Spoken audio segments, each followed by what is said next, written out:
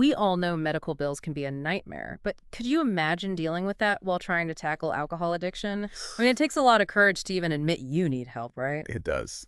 So today we're going to dive into free and low-cost alcohol rehab programs Okay. and see what's out there, who qualifies, and even how to get a little creative with funding if free just isn't an option. Yeah, it's like trying to find a parking spot downtown during rush hour. Oh, I like that. Tough, but not impossible. Exactly. And getting help shouldn't feel impossible either. Speaking of impossible, our sources keep mentioning free rehab, but then they also use terms like low cost and sliding scale. So what are we really talking about here? Are we actually picturing a rehab center with a giant free E sign outside?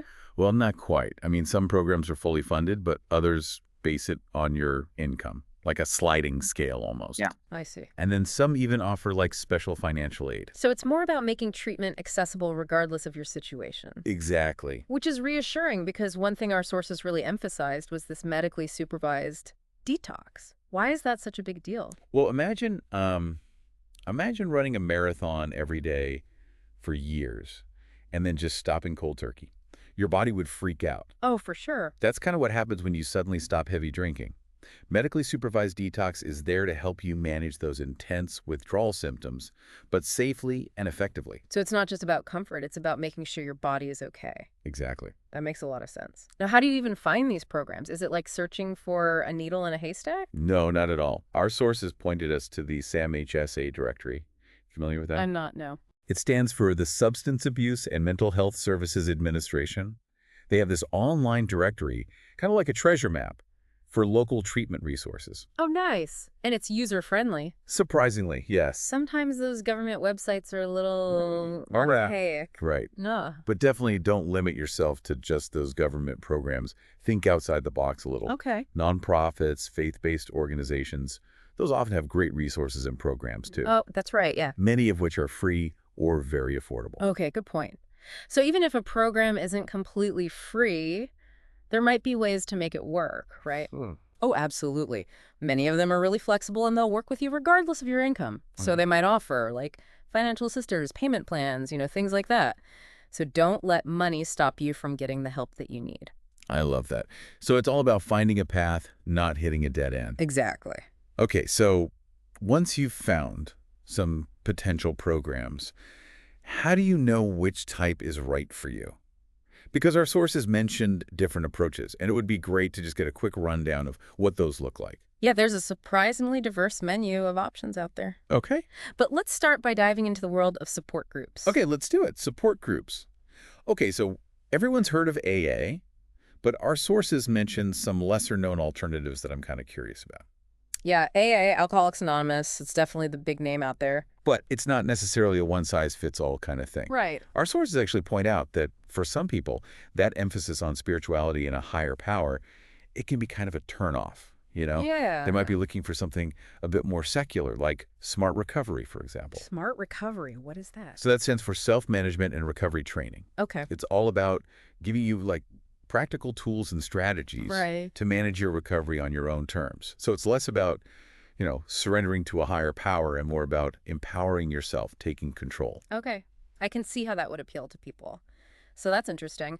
What about for people who need a little bit more than a weekly meeting? Like, is that where these state-funded programs come in? Absolutely, yeah. These programs can be lifesavers, especially for those who maybe don't have a lot of resources or income. They can offer a much wider range of services like medical detox, therapy. They might even have job training and housing assistance. Wow. Okay. So it's really about addressing not just the addiction itself, Right. but all those other things in your life that might be contributing to it as well. Wow. So they're really trying to set people up for success in the long run. Exactly, yeah. I imagine there are some downsides, though, like long waiting lists or something. Yeah. Unfortunately, because it's publicly funded, the resources are often limited, so there might be waiting lists, especially for some of the more specialized services.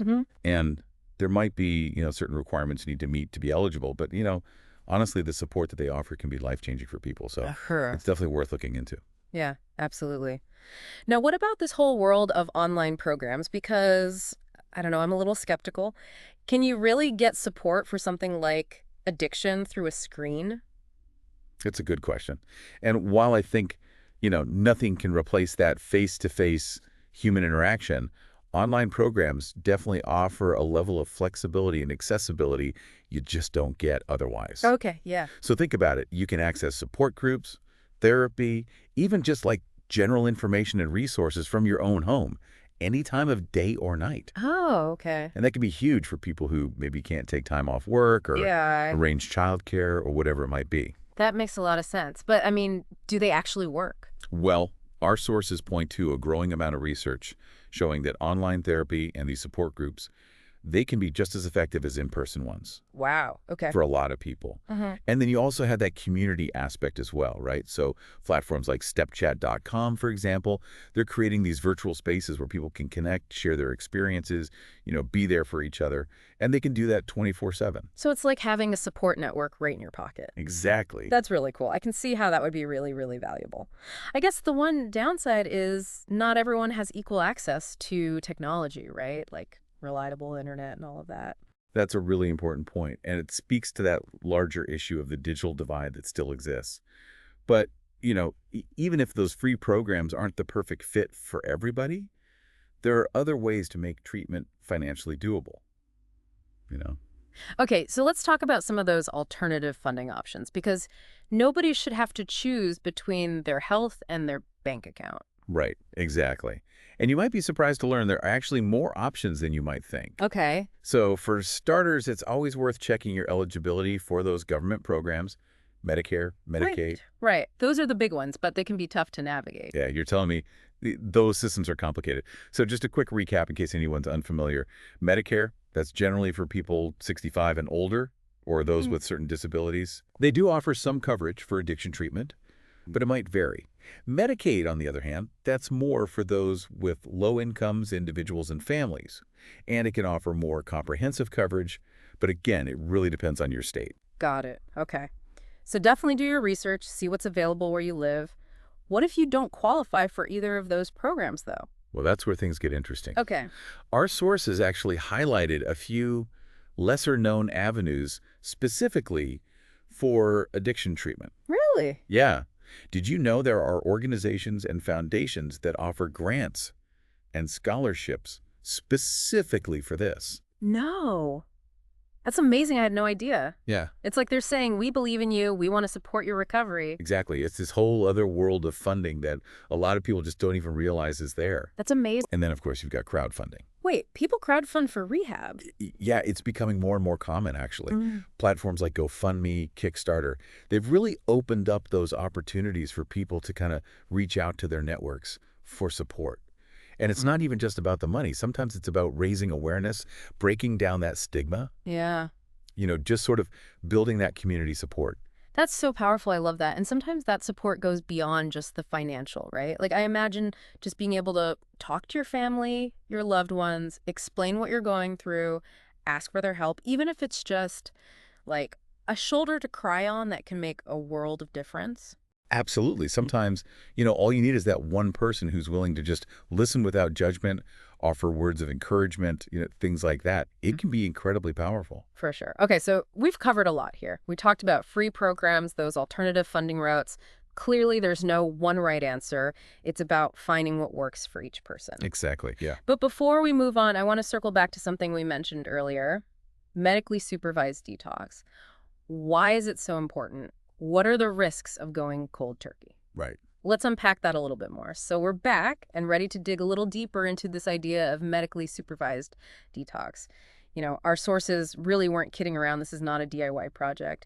So let's talk about those risks. What happens when someone tries to go cold turkey on their own? Well, it's not just about willpower, right? We're talking about your brain and your body. They've gotten used to functioning with alcohol.